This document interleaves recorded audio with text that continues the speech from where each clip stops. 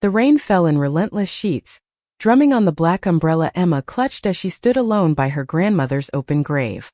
No one else came, not her parents, not her aunts or uncles, not a single cousin from the sprawling family that once filled Grandma Rose's house with laughter. Only Emma, the outcast, the lesbian granddaughter who'd been shunned for years, was there to say goodbye. The small cemetery in Willow Creek, Pennsylvania, was silent except for the rain and the occasional sob that broke from Emma's chest. She was 28, but today she felt like the 16-year-old girl who'd sat on Grandma Rose's porch swing, confessing her love for a girl at school while Rose listened with a smile that held no judgment. That memory burned now, sharp and vivid, as Emma stared at the polished oak coffin, its surface slick with rain. Rose had been her anchor, the one person who never turned away, even when the rest of the family did. Now she was gone and Emma was alone again. Or almost alone. A soft hand slipped into hers, warm despite the chill. Lily, her partner of 3 years, stood beside her, her auburn hair damp and clinging to her face. At 30, Lily carried a quiet strength that Emma leaned into, her brown eyes steady as they met Emma's tear-streaked gaze. "I'm here," Lily whispered, and those 2 words were enough to keep Emma from shattering.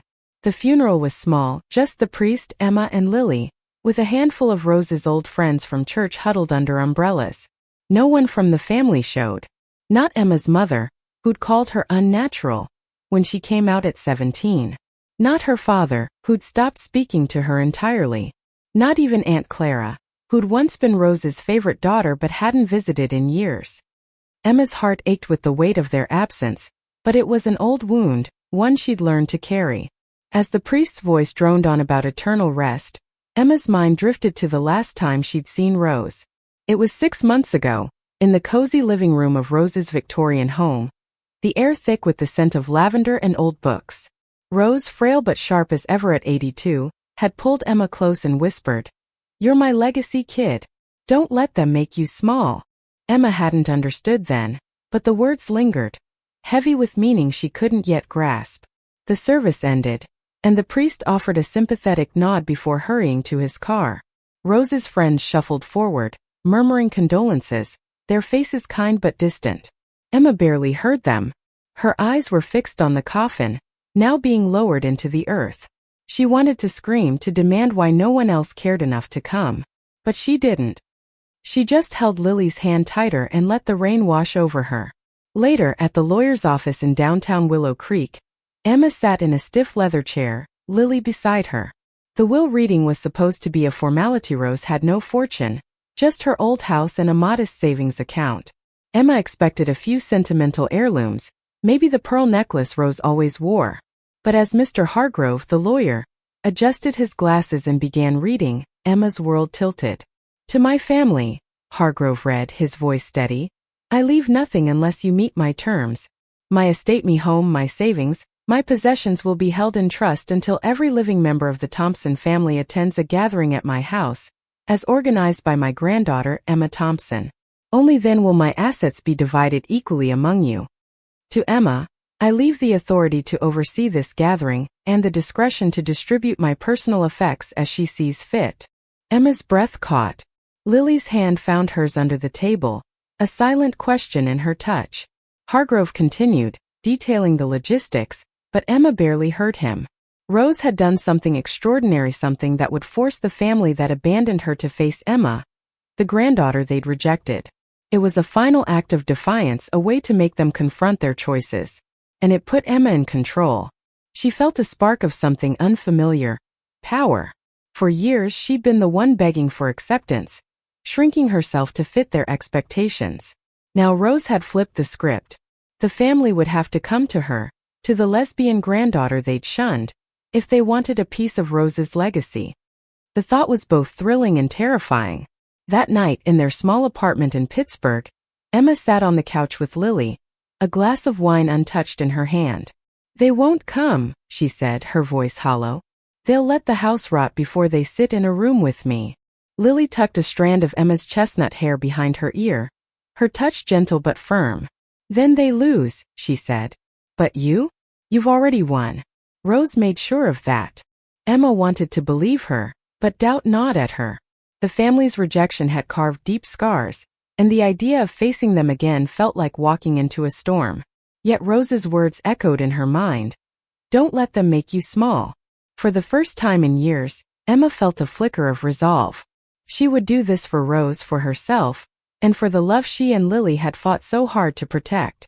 The next morning, Emma began drafting letters to the family, her pen trembling as she wrote. Each one was an invitation, formal and cold, to a gathering at Rose's house in 2 weeks. She didn't beg or plead. She simply stated the terms of the will. If they wanted their share, they had to show up. She mailed the letters with a mix of dread and defiance, knowing this was only the beginning. As the days passed, Emma and Lily prepared for the gathering. They cleaned Rose's old house, airing out rooms that hadn't been touched in months. The Victorian was a time capsule, filled with faded photographs, embroidered pillows, and the faint scent of Rose's lavender sachets. Every corner held a memory: Emma teaching Rose to use a smartphone, Rose baking her famous apple pie, the two of them laughing over old musicals. The house felt alive with Rose's presence, and it gave Emma strength. But as the date of the gathering approached, replies began to trickle in. Aunt Clara sent a curt note, agreeing to attend but warning Emma not to make a scene. Emma's mother Diane called, her voice tight with resentment, demanding to know why Emma was in charge of everything. Her father Robert sent a single line, "I'll be there. Don't expect me to like it." Others, cousins, uncles, responded with varying degrees of hostility or indifference.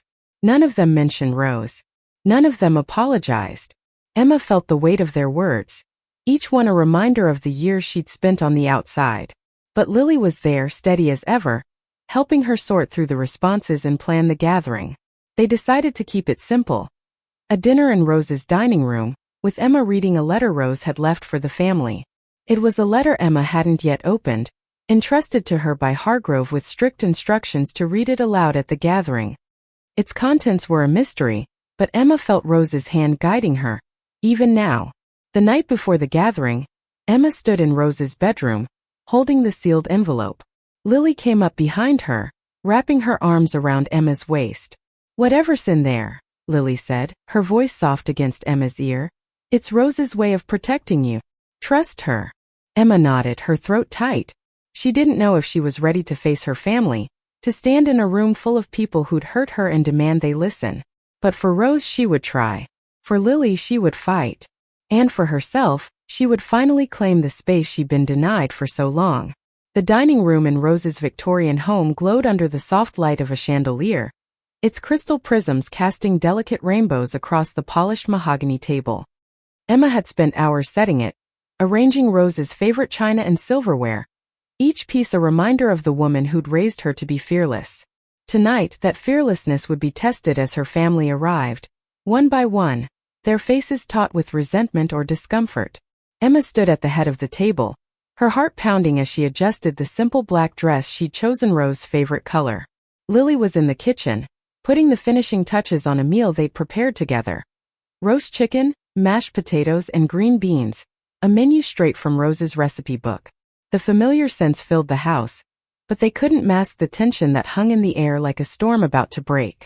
The first to arrive was Aunt Clara, her lips pursed as she surveyed the room.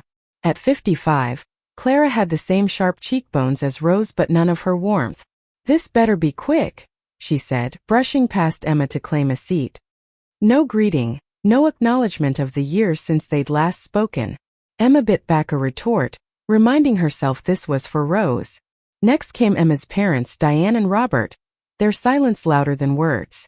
Diane, 52, wore a stiff smile, her blonde hair pulled into a tight bun, while Robert, 58, avoided Emma's eyes entirely, his jaw set as he sat beside his wife.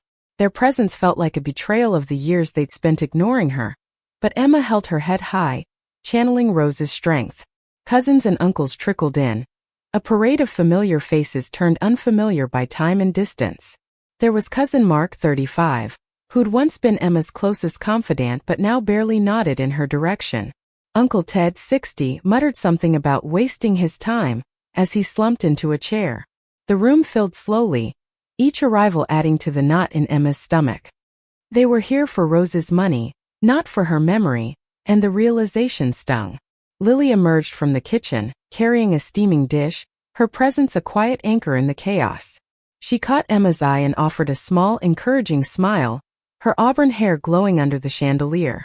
The family barely acknowledged her, their discomfort palpable, but Lily moved with grace, setting the table with a confidence that made Emma's heart swell.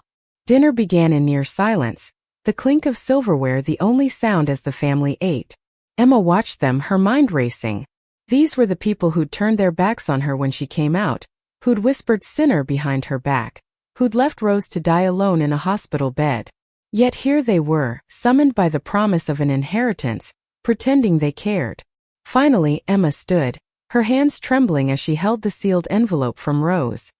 "Before we eat dessert," she said, her voice steady despite the storm inside her, "I have something to read. It's from Grandma Rose. She wanted you all to hear it." The room stilled, all eyes on her. Emma's fingers fumbled as she broke the seal, the crisp paper crinkling in the quiet. She took a deep breath and began to read, her voice carrying Rose's words with a clarity that surprised even her. "My dearest family," Emma read. "If you're hearing this, it means you've come together, probably for the first time in years. I wish it hadn't taken my death to make it happen, but I've learned you can't force love, only truth. And the truth is you failed me. You failed each other. And most of all, you failed Emma, the one person who loved me without condition." Gasps rippled through the room. Diane's face flushed, and Robert's fists clenched on the table. Emma's heart raced, but she pressed on, Rose's words fueling her courage. "When Emma told me she loved women, I didn't blink. Love is love, and I saw in her the same heart I'd always known. But you, me children, my siblings, my kin, you turned your backs on her. You judged her, shunned her, and in doing so you shunned me. I watched you drift away, too busy with your pride to see the family you were tearing apart." Clara's chair scraped as she stood, her face pale. "This is ridiculous," she snapped. "I didn't come here to be lectured by a dead woman." "Sit down," Emma said, her voice sharp enough to cut through the tension. Clara froze, then sank back into her chair, stunned by Emma's authority. Lily's hand brushed Emma's under the table, a silent reminder that she wasn't alone. Emma continued, her voice growing stronger. "My will is my final act of love and my final challenge. You're here because you want my money, my house, my things. But you don't get them without facing the truth. Emma is my executor because she's the only one who showed up when I needed her. She's the only one who loved me when you all walked away."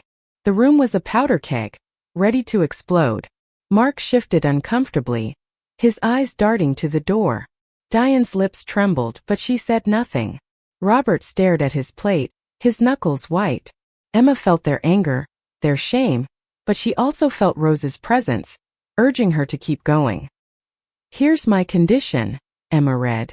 "You will spend this evening together as a family, and you will listen to Emma. You will hear her story, her pain, her love, her truth. If you leave before she's done, you forfeit your share. If you stay, you might just learn what family really means." The letter ended, but its weight lingered, heavy as the rain that had fallen at Rose's funeral. Emma set the paper down, her hand steady now. She looked at the faces around the table, some defiant, some ashamed, some unreadable, and knew this was her moment. Rose had given her a voice, and she wouldn't waste it. "I didn't ask for this," Emma began, her voice soft but unwavering. "I didn't ask to be the one standing here, holding you all accountable. But Grandma Rose believed in me, and she believed in what family could be. So tonight you're going to hear me out." She told them everything. How it felt to be 17 and disowned, to hear her mother call her a mistake, to watch her father walk away without a word. How Rose had been her refuge, teaching her to love herself when no one else did. How Lily had come into her life like a sunrise after a long dark night, showing her that love could be a home, not a battlefield. As she spoke, Emma saw flickers of change. Mark's eyes softened, remembering the cousin he'd once adored. Diane's hands trembled, her face a mask of conflicting emotions. Even Clara, rigid and unyielding, seemed to falter, her gaze dropping to the table. But not everyone was moved. Uncle Ted stood abruptly, his chair clattering to the floor. "I'm not sitting here for this," he spat. "I don't need her money, and I don't need this lecture."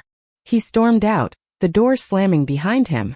Emma's heart sank, but she didn't stop. Rose had prepared her for this.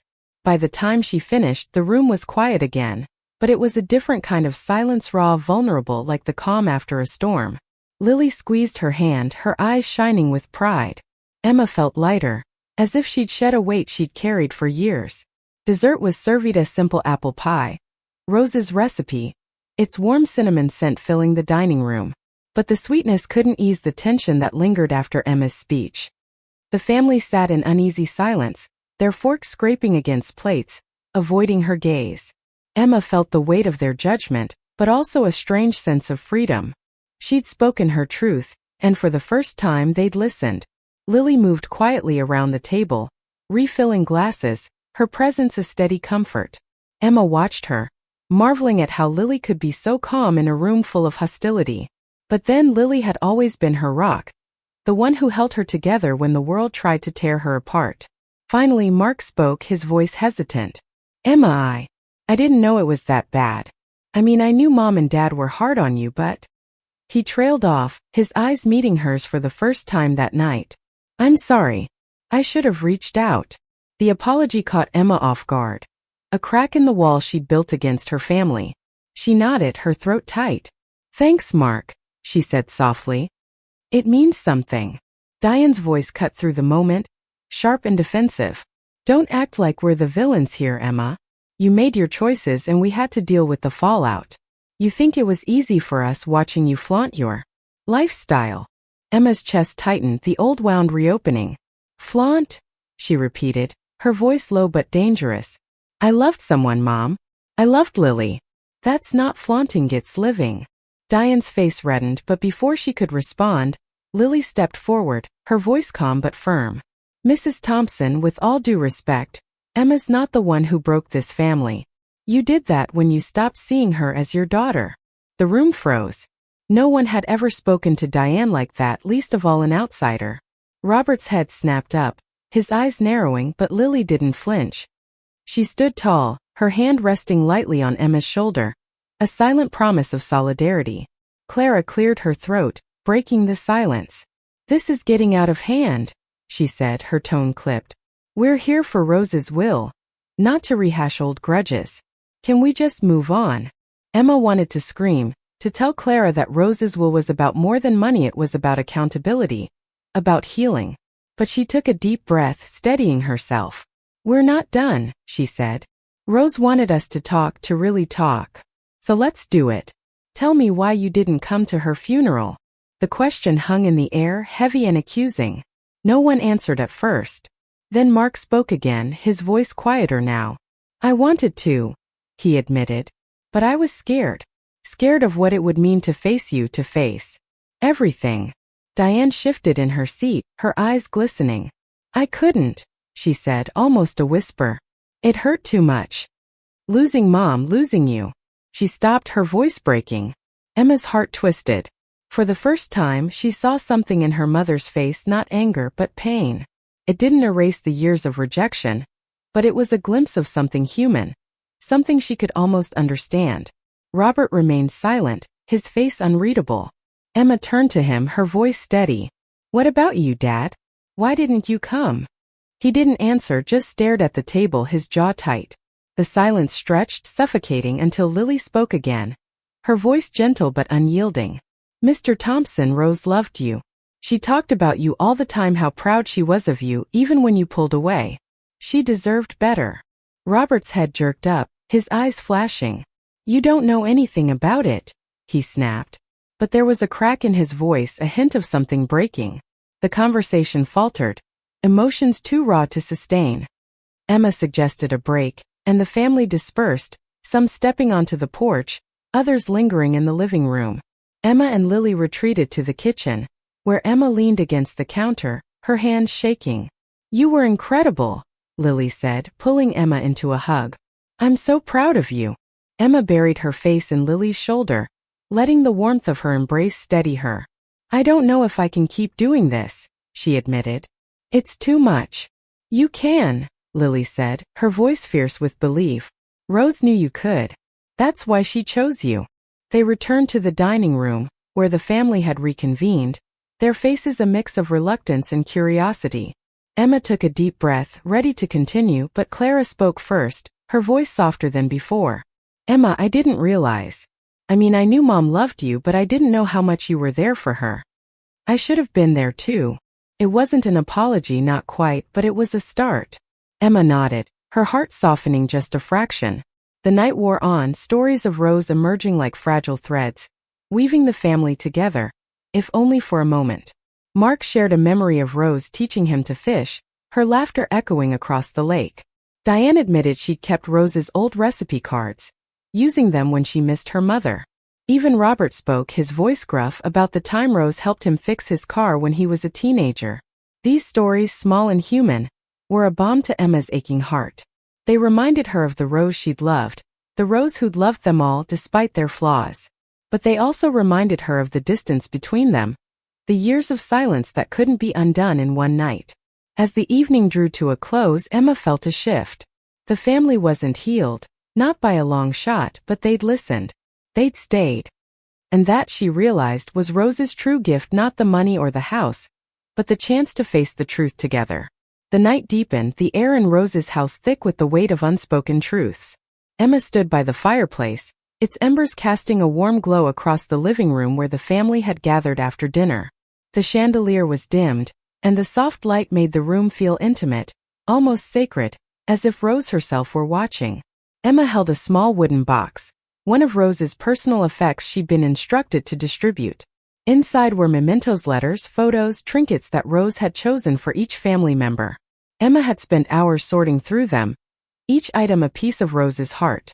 Now she would share them, hoping they'd bridge the gaps her words couldn't.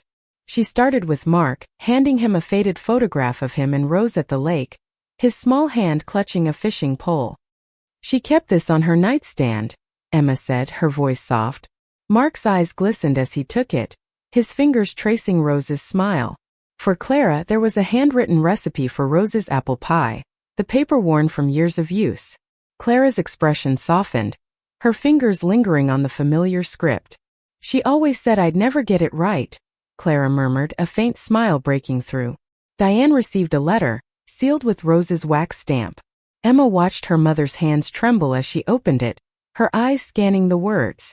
Diane didn't read it aloud, but tears slipped down her cheeks, and for the first time, Emma saw vulnerability in her mother's face. Robert's gift was a small pocket knife, its handle engraved with his initials. She said you gave this to her when you were a kid, Emma said, her voice steady but kind. She carried it everywhere. Robert took it, his face unreadable, but his fingers closed tightly around the knife, as if holding on to Rose herself. The other relatives received their tokens: a locket for Cousin Sarah, a book of poetry for Uncle Jim. Each item was a thread, pulling the family closer, if only for a moment. Emma felt Rose's presence in every exchange, her love woven into the objects she'd left behind. But the night wasn't over. Emma had one final task, one she'd been dreading. Rose's will included a clause about her house, the heart of her legacy. It was to be sold, the proceeds divided among the family, but only if they agreed to one condition. They had to acknowledge Emma's role as executor, publicly and without reservation. It was Rose's way of ensuring Emma's place in the family was undeniable. Emma explained the condition, her voice steady but her heart racing. This house was Grandma's sanctuary, she said. She wanted it to be a symbol of what we could be, a family that loves without judgment. If you can't accept me as her executor, as her granddaughter, you walk away with nothing. The room erupted. Clara stood, her face flushed. This is blackmail, she snapped. You're using her will to force us to accept your choices. They're not choices, Emma shot back, her voice rising. They're who I am. And Rose loved me for it. Can you say the same? Diane's voice trembled as she spoke. Emma, I don't know how to do this. I don't know how to accept something I was taught was wrong. Then try, Lily interjected, her voice calm but firm. Try for Rose. Try for your daughter. The argument spiraled, voices overlapping, old wounds reopening. But amidst the chaos, Mark stood, his voice cutting through. Enough, he said. Emma's right. Rose chose her for a reason. I'm in. His words hung in the air, a challenge and a lifeline.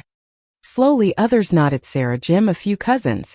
Clara hesitated, then sat down, her silence a reluctant agreement.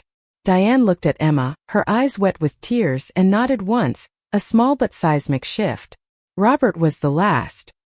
He stood, the pocketknife still in his hand, and looked at Emma for the first time that night. "I don't understand you," he said, his voice rough. "But I loved my mother. And she loved you. So, I'll do it." Emma's knees nearly buckled, but Lily was there, her hand steady on Emma's back. The family's agreement wasn't love, not yet, but it was a start. It was Rose's victory, played out in the flicker of the firelight. The morning after the gathering, Emma and Lily stood on the porch of Rose's house, the early sun casting long shadows across the lawn. The air was crisp, carrying the scent of dew and wildflowers, and for the first time in days, Emma felt like she could breathe. The family had left the night before, their agreements signed, their mementos clutched tightly as they returned to their separate lives. Emma held Rose's pearl necklace, the one she'd expected to inherit, but had instead kept for herself, a quiet promise to carry Rose's love forward.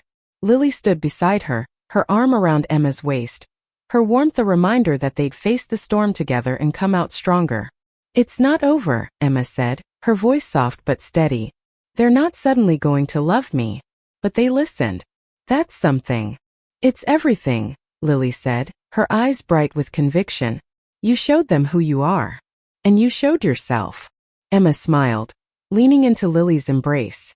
The house behind them was quiet now, its rooms empty but alive with memories.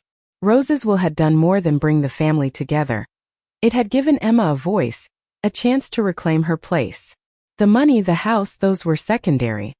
What mattered was the truth they'd faced, the cracks in the walls they'd built around each other. In the weeks that followed, the family began to shift slowly and perfectly. Mark called Emma, asking to meet for coffee, a tentative step toward rebuilding their bond. Diane sent a letter, not an apology but a start, filled with questions about Emma's life with Lily. Robert remained distant, but he didn't return the pocketknife, and Emma took that as a sign. The house was sold, the proceeds divided as Rose had wished. Emma used her share to start a scholarship in Rose's name, supporting young LGBTQ+ people in Willow Creek who, like her, had been made to feel small. It was her way of honoring Rose's legacy, of ensuring her love lived on. One evening, Emma and Lily returned to the cemetery, standing once more by Rose's grave. The rain was gone, replaced by a clear sky scattered with stars. Emma placed a bouquet of wildflowers on the headstone, her fingers lingering on the engraved name. "Thank you," she whispered, her voice thick with emotion, "for seeing me, for making them see me." Lily took her hand, their fingers intertwining. "She's proud of you," she said. "And so am I." As they walked away hand in hand, Emma felt a weight lift. The family might never fully heal, but she had Lily, she had Rose's love, and she had herself whole, unbroken, and finally free. Rose's will had been more than a legal document. It was a call to courage, a reminder that love in all its forms was worth fighting for. And Emma would keep fighting for as long as it took. Thank you for listening. Like and subscribe to get notifications about next videos.